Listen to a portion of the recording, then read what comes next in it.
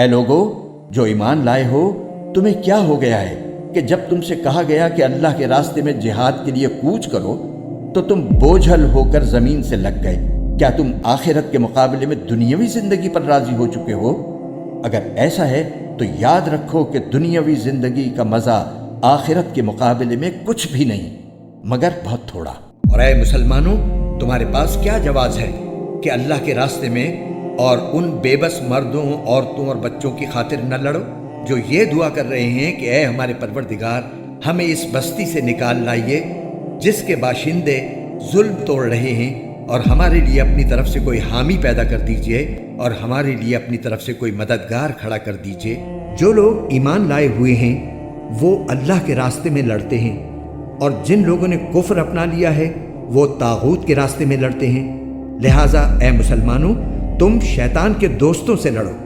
یاد رکھو کہ شیطان کی چالیں در حقیقت کمزور ہیں۔ ان سے جنگ کرو تاکہ اللہ تمہارے ہاتھوں سے ان کو سزا دلوائے، انہیں رسوا کرے، ان کے خلاف تمہاری مدد کرے اور مومنوں کے دل ٹھنڈے کر دے اور ان کے دل کی کوڑھن دور کر دے، اور جس کی چاہے توبہ قبول کر لے، اور اللہ کا علم بھی کامل ہے، حکمت بھی کامل۔ مسلمانوں، تم نہ تو کمزور پڑو اور نہ غمگین رہو۔ اگر تم واقعی مومن رہو تو تم ہی سربلند ہوگے۔ اللہ نے تو جنگ بدر کے موقع پر ایسی حالت میں تمہاری مدد کی تھی جب تم بالکل بے سر و سامان تھے، لہٰذا صرف اللہ کا خوف دل میں رکھو تاکہ تم شکر گزار بن سکو۔ جہاد کے لیے نکل کھڑے ہو، چاہے تم ہلکے ہو یا بوجھل،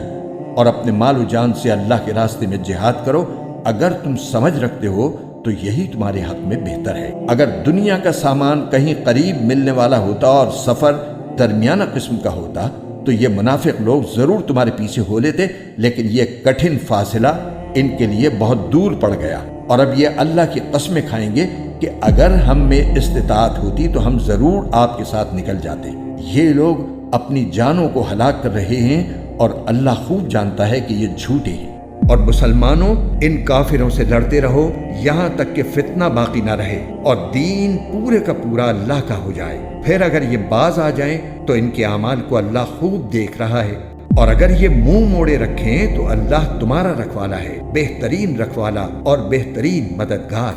اے ایمان والو، صبر اختیار کرو، مقابلے کے وقت ثابت قدمی دکھاؤ،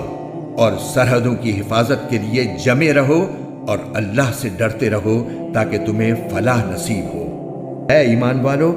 جب کافروں سے تمہارا آمنا سامنا ہو جائے جبکہ وہ چڑھائی کر کے آ رہے ہوں تو ان کو پیٹھ مت دکھاؤ، اور اگر کوئی شخص کسی جنگی چال کی وجہ سے ایسا کر رہا ہو یا اپنی کسی جماعت سے جا ملنا چاہتا ہو، اس کی بات تو اور ہے، مگر اس کے سوا جو شخص ایسے دن اپنی پیٹھ پھیرے گا تو وہ اللہ کی طرف سے غضب لے کر لوٹے گا،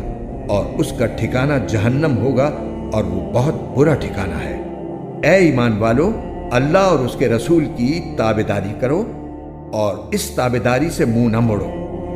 جبکہ تم اللہ اور رسول کے احکام سن رہے ہو۔ اے ایمان والو، اللہ اور رسول سے بے وفائی نہ کرنا اور نہ جانتے بوجھتے اپنی امانتوں میں خیانت کی مرتکب ہونا، اور یہ بات سمجھ لو کہ تمہارے مال اور تمہاری اولاد ایک آزمائش ہے،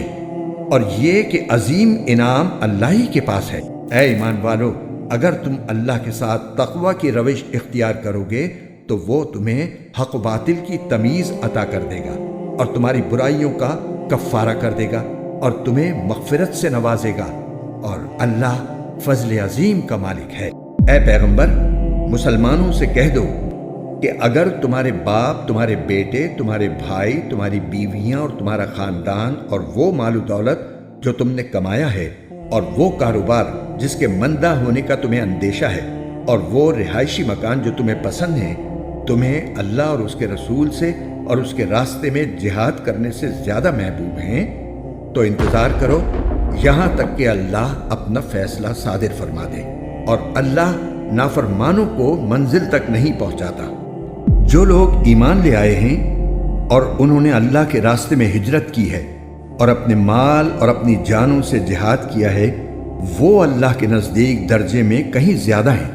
اور وہی لوگ ہیں جو کامیاب ہونے والے ہیں۔ ان کا پروردگار انہیں اپنی طرف سے رحمت اور خوشنودی کی اور ایسے باغات کی خوشخبری دیتا ہے جن میں ان کے لیے دائمی نعمتیں ہیں، وہ ان میں ہمیشہ رہیں گے۔ یقیناً اللہ ہی ہے جس کے پاس عظمت والا اجر موجود ہے۔ مسلمانوں، تمہیں اپنے مال و دولت اور جانوں کے معاملے میں